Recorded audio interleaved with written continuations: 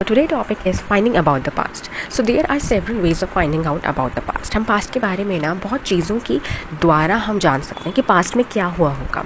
उसी में से जो हमारा पहला फाइंडिंग आता है वो है मैन्यूस्क्रिप्ट। मैन्यूस्क्रिप्ट्स का मतलब क्या होता है? मैन्यूस्क्रिप्ट क्या होता है? They were usually written on palm leaf. इसको पाम लीफ में लिखा जाता था, राइट। और अगर आप इसको इस वर्ड को आप इसको डिवाइड कर दो तो मनु का मतलब जो होता है वो हैंड होता है। हैंड क्यों होता है? क्योंकि ये हैंड के द्वारा ही बनाया गया है, हाथों के द्वारा ही बनाया गया है। जो पेड़ का छाल होता था उसके द्वारा ये बनाया जाता था, फिर उसमें लिखा जाता था, तो उसको मैन्यूस्क्रिप्ट बोला जाता था।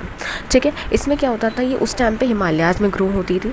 ठीक है, वहाँ से ला के उनका पेड़ का छाल निकाल के उसमें से ये बनाया जाता था और उस पर लिखा जाता था।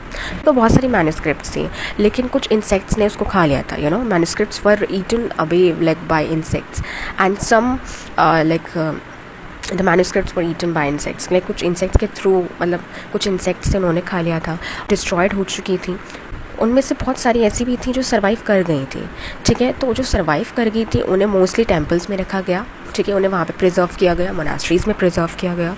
और ये जो मैन्यूस्क्रिप्ट थी ये बहुत सारे सब्जेक्ट से रिलेटेड थे, जैसे कि रिलीजियस बिलीव्स हो गया, या फिर उस टाइम पे राजास कैसे रहते थे, मेडिसिन्स के बारे में था, साइंस के बारे में था, और कुछ एपिक्स भी थे जैसे कि पोएम्स हो गई, प्लेज हो गए, राइट।